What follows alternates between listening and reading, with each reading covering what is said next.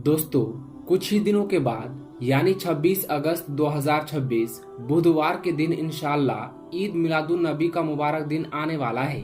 इसीलिए सबसे पहले आप सभी को हमारी तरफ से ईद मिलादुन नबी की दिली मुबारकबाद। आपका मन चाहे तो आप हमें कमेंट बॉक्स में मुबारकबाद जरूर लिखें। दोस्तों, याद रखें 12 रबीउल अव्वल इस्लाम का बेहद अहम दिन है, क्योंकि इसी दिन अल्लाह पाक ने अपने प्यारे हबीब हजरत मोहम्मद सल्लल्लाहु अलैहि वसल्लम को दुनिया में भेजा था। यानी ये दिन हमारे नबी की पैदाइश का दिन है।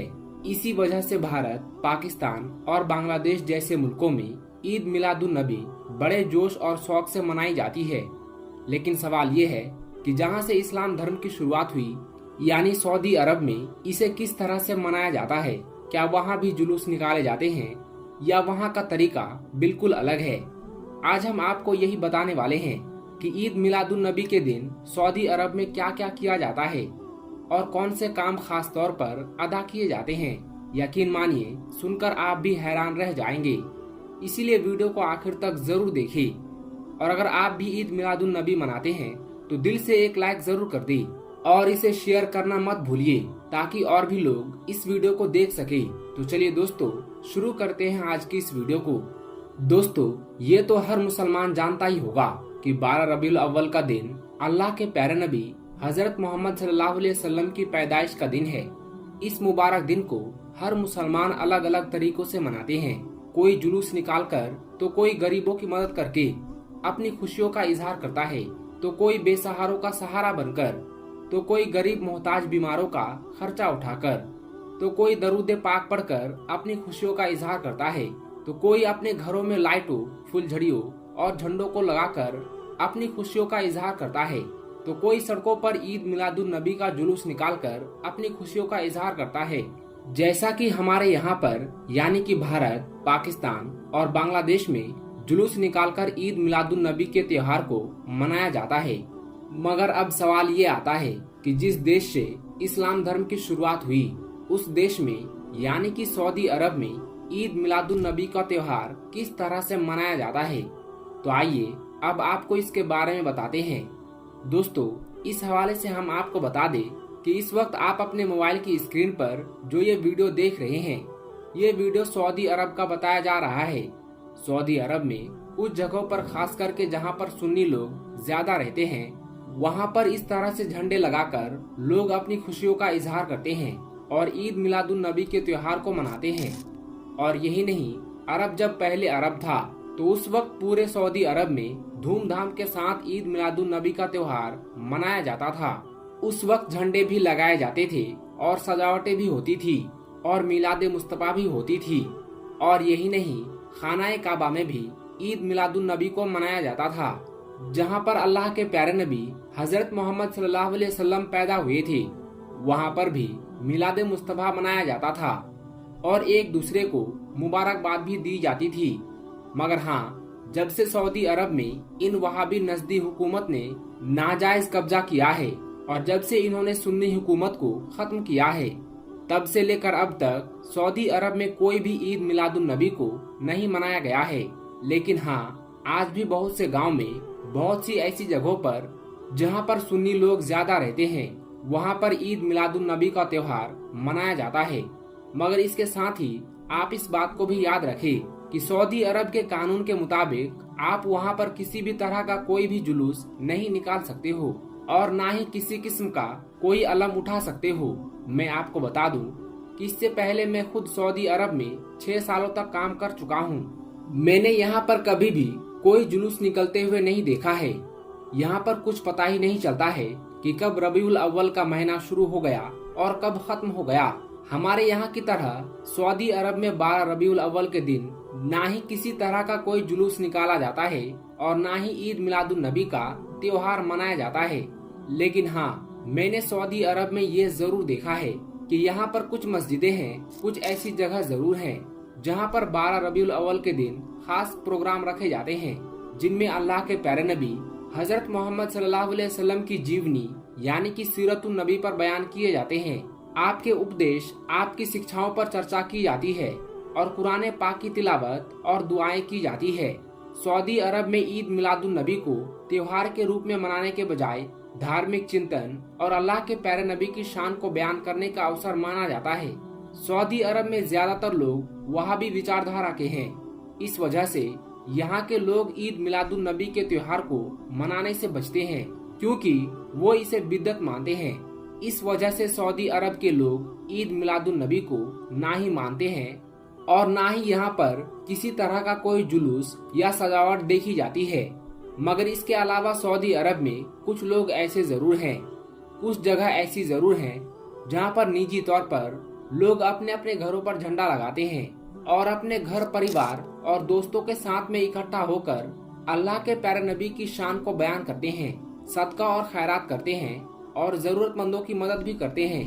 मगर याद रखें, ये लोग भी सऊदी अरब में गैर कानूनी तरीके से ऐसा करते हैं। अगर सऊदी अरब में कोई इस तरह से करता हुआ पकड़ा जाता है तो उस पर सख्त कार्रवाई होती है, क्योंकि ऐसा करना सऊदी अरब के कानून के बिल्कुल खिलाफ है। वैसे सऊदी अरब में ईद मिलादुन नबी का त्योहार ना ही मनाया जाता है और ना ही यहाँ पर कोई किसी तरह का कोई जुलूस निकाला जाता है। सऊदी अरब में रहते हुए पता ही नहीं चलता है कि कब रबीउल अव्वल का महीना शुरू हो गया और कब खत्म हो गया। ये लोग तो सिर्फ ईद और बकरा ईद दो ही त्योहारों को मनाते हैं और जानते हैं, यानी कि सऊदी अरब में सिर्फ दो ही त्योहार मनाए जाते हैं, पहला ईद उल फित्र और दूसरा ईद उल अजहा। इसके अलावा सऊदी अरब में किसी भी तरह का कोई त्योहार नहीं मनाया जाता है, चाहे मुहर्रम हो, कुंडे की नियाज हो, शबे बारात हो या फिर ईद मिलादुन नबी हो। सऊदी अरब में ईद और बकरा ईद के अलावा तीसरा कोई भी त्योहार नहीं मनाया जाता है। दोस्तों, अब आप ही बताइए कि इसमें आपकी क्या राय है, इस बात को आप किस तरह से देखते हैं? ईद मिलादुन नबी के त्योहार को मनाना चाहिए या फिर नहीं? आप इस बारे में अपनी कीमती राय कमेंट बॉक्स में जरूर दें, क्योंकि हमारे यहाँ पर यानी कि भारत, पाकिस्तान और बांग्लादेश में ईद मिलादुन नबी के त्योहार को बड़ी ही धूमधाम के साथ में मनाया जाता है और जगह जगह पर झंडे लगाए जाते हैं, जिससे अल्लाह के प्यारे नबी की याद ताज़ा हो जाती है। ऐसा करने से हमारी जो आने वाली नस्लें हैं, हमारे जो बच्चे हैं, वो इस बात को अच्छी तरह से जान जाते हैं कि हजरत मोहम्मद सल्लल्लाहु अलैहि वसल्लम कौन थे, आपका मर्तबा क्या था और आपकी तालीम क्या है और किस तरह से आपने पूरी दुनिया में इस्लाम को फैलाया है। यही वजह है कि हमारे यहाँ पर यानी कि भारत और पाकिस्तान में जैसे ही रबीउल अव्वल का महीना शुरू होता है तो बच्चे बच्चे की जबान पर अल्लाह के प्यारे नबी का नाम आ जाता है।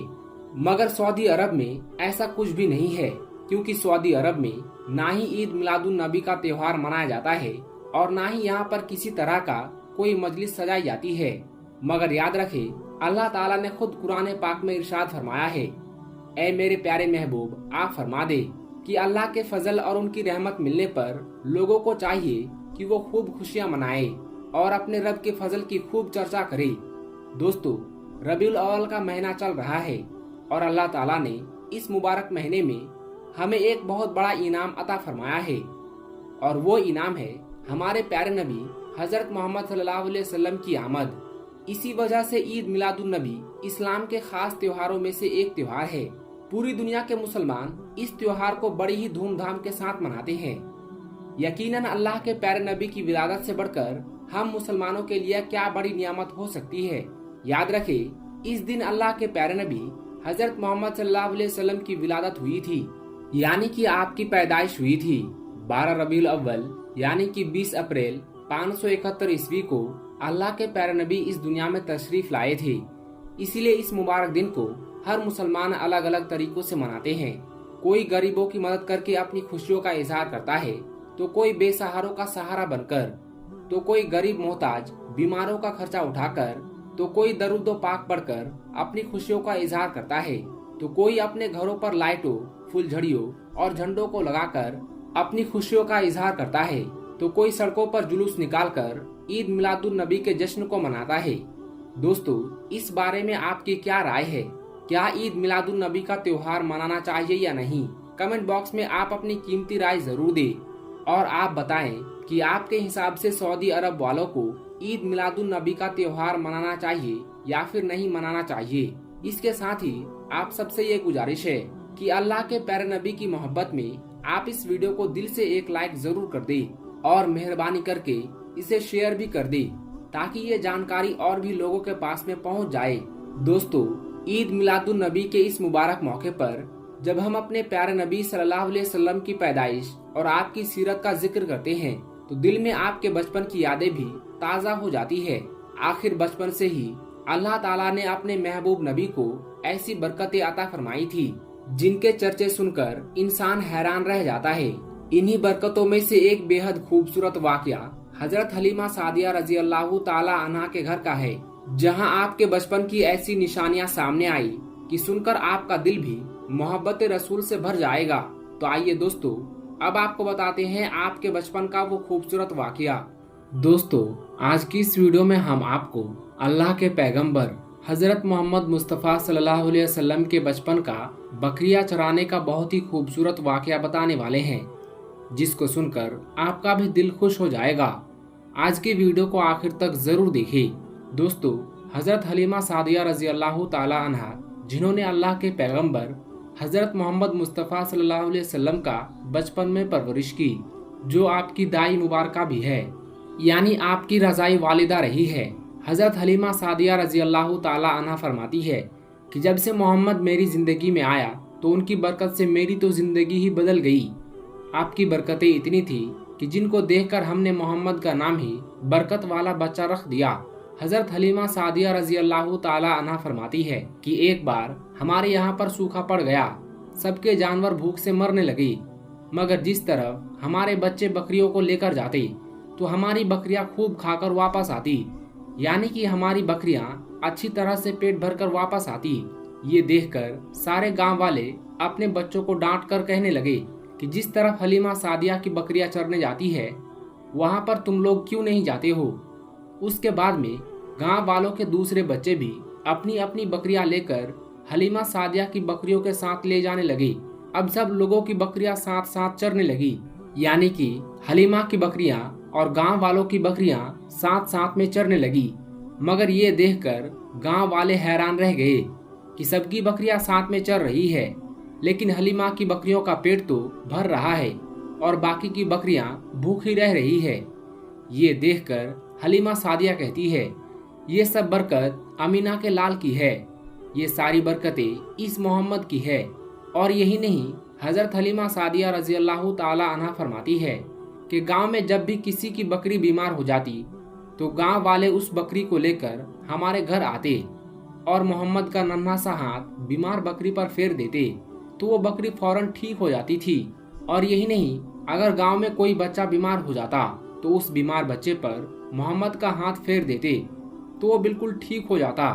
प्यारे दोस्तों, अल्लाह के पैगंबर हजरत मोहम्मद मुस्तफ़ा सल्लल्लाहु अलैहि वसल्लम जब हजरत हलीमा सादिया के पास में परवरिश पा रहे थे और जब आपकी उम्र मुबारक 3 साल की हो गई थी तो एक दिन हलीमा सादिया की सगी बेटी अपनी माँ से कहने लगी, यानी कि आप सल्लल्लाहु अलैहि वसल्लम की मुंह बोली बहन अपनी माँ हलीमा सादिया से कहने लगी कि जब मैं बकरी चराने के लिए जाती हूँ तो मेरा वहाँ पर भाई मोहम्मद के बगैर दिल नहीं लगता। ऐ मेरी माँ, मेरा एक काम करो, जब मैं बकरियां चराने के लिए जाऊं तो मेरे भाई मोहम्मद को भी मेरे साथ में भेज देना। तो ये सुनकर हलीमा सादिया रजी अल्लाह ताला अन्हा कहने लगी, नहीं बेटी, अभी मोहम्मद बहुत छोटा है, अभी ये बहुत नरम नाजुक है, कहीं इसको धूप लग गई तो देखो कितना हसीन और मुबारक चेहरा है, मैं इसको तकलीफ नहीं दे सकती, ये तो मेरा शहजादा है। अगर मोहम्मद के पाँव में कोई पत्थर चुभ जाए, अगर जंगल में जाते हुए मोहम्मद के पैरों में कोई कांटा चुभ गया तो अभी ये बहुत छोटा है, इसीलिए मैं इसको तुम्हारे साथ जंगल में नहीं भेज सकती। जंगल में जानवर इसको तकलीफ पहुंचाएंगे, वो इसको मशक्कत में डाल देंगे। ये सुनकर हजरत हलीमा सादिया की बेटी कहने लगी, ऐ माँ, तुम धूप की बात करती हो, जब मैं कभी भाई मोहम्मद के साथ में बाहर जाती हूँ तो आसमान से बादल आकर हम पर साया करते हैं। और अम्मी जान, तुम जंगलों के जानवरों की बात करती हो तो सुनो, जंगल के जानवर भाई मोहम्मद के मुंह को चूमते हैं, जानवर तो उसको सजदा करते हैं। और यही नहीं, जब भी हम भाई मोहम्मद के साथ बकरियां चराने के लिए जाते हैं तो हमारे सब काम आसान हो जाते हैं, हमारी बकरियां भी इधर उधर नहीं जाती। जब हजरत हलीमा सादिया की बेटी बार बार इसरार करने लगी तो हजरत हलीमा सादिया ने इजाजत दे दी। उसके बाद दूसरे दिन अल्लाह के पैगंबर हजरत मोहम्मद मुस्तफ़ा सल्लल्लाहु अलैहि वसल्लम अपनी बहन और बकरियों के साथ जंगल में बकरियां चराने के लिए निकल पड़े। आसमान से एक बादल का टुकड़ा आप पर साया किए हुए था। इस तरह से 4-5 दिन आप सल्लल्लाहु अलैहि वसल्लम अपनी मुंह बोली बहन के साथ बकरियां चराने के लिए जाते रहे। एक दिन हजरत हलीमा सादिया रजी अल्लाह ताला अन्हा ने आप सल्लल्लाहु अलैहि वसल्लम को रोक दिया और कहने लगी, बेटे मोहम्मद, आज के बाद तुम बकरियां चराने के लिए नहीं जाओगे, क्योंकि अब मैं तुम्हें और तकलीफ नहीं दे सकती। ए मेरे बेटे, मुझे तुमसे बहुत मोहब्बत है। एक तो मुझे तुम्हारी ये दूरी बर्दाश्त नहीं होती, और दूसरी बात, तुम मेरे पास बहुत ही अजीज अमानत हो। इसीलिए आज से तुम बकरियां चराने के लिए नहीं जाओगे, तुम अब घर में ही रहोगे।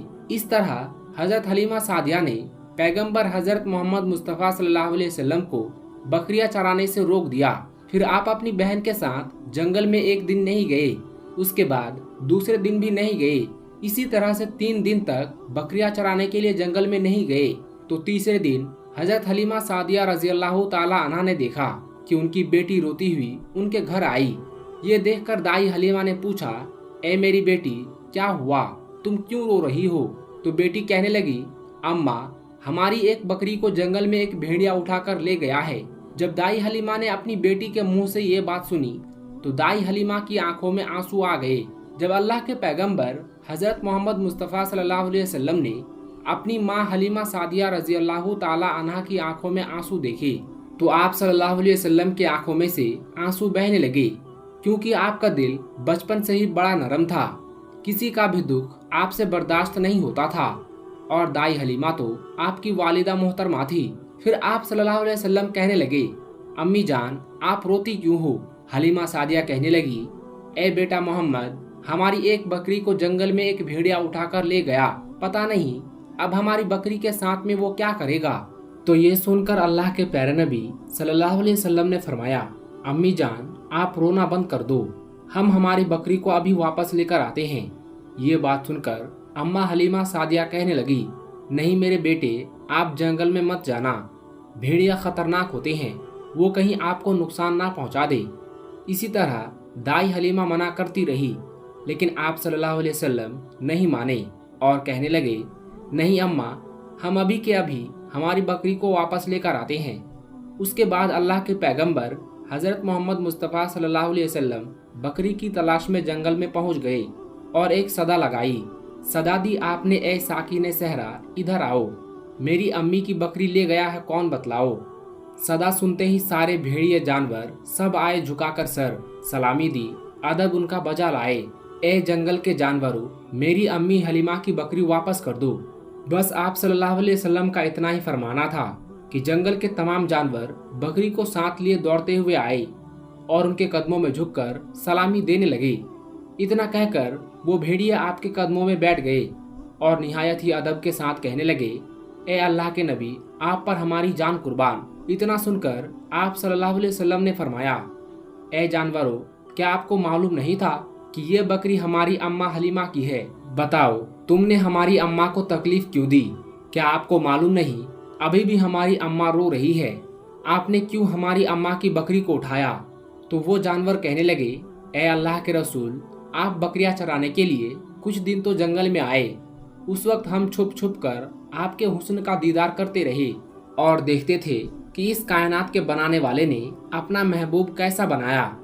ए अल्लाह के रसूल, उसके बाद आपने जंगल में आना ही बंद कर दिया। 3 दिन गुजर गए, आप जंगल में तशरीफ ना लाए। तो ये देखकर हम सब ने यही सोच लिया, पकड़ लो एक बकरी, आप फिर तशरीफ लाएंगे। इसी हीले से हम सब आपका दीदार कर पाएंगे कि अगर अल्लाह के रसूल सल्लल्लाहु अलैहि वसल्लम के हुस्न का दोबारा दीदार करना है तो हलीमा की बकरी को उठा लाओ, फिर मोहम्मद उस बकरी को छुड़ाने के लिए जरूर आएंगे, क्योंकि वो अपनी अम्मी को रोता हुआ नहीं देख पाएंगे और इस तरह से हमारा दीदार मुस्तफ़ा होगा। और वो जानवर कहने लगे, ए अल्लाह के रसूल, आप पर हमारी जान कुर्बान। बहाना तो इस बकरी का था, लेकिन हमारा मकसद सिर्फ आपका दीदार करना था, इसीलिए हमने आपकी अम्मा की इस बकरी को निशाना बनाया। तो दोस्तों, देखा आपने मोहब्बत का ये मंजर। इन बकरियों में शेर जो खूंखार माना जाता है वो भी था, भेड़िए जो खूंखार माने जाते हैं वो भी थे। जंगल में जितने भी खूंखार जानवर थे वो भी इस जानवरों में शामिल थे। दोस्तों, अगर एक बकरी को कोई भेड़िया उठाकर ले जाता है, कोई शेर उठा ले जाता है, तो उसे छोड़ता नहीं, उसे अपनी खुराक बना लेता है। लेकिन आप यहाँ पर इस मोहब्बत को देखिए कि जानवर भी जिसको सजदा करते हैं, ऐसे हैं हमारे नबी सल्लल्लाहु अलैहि वसल्लम।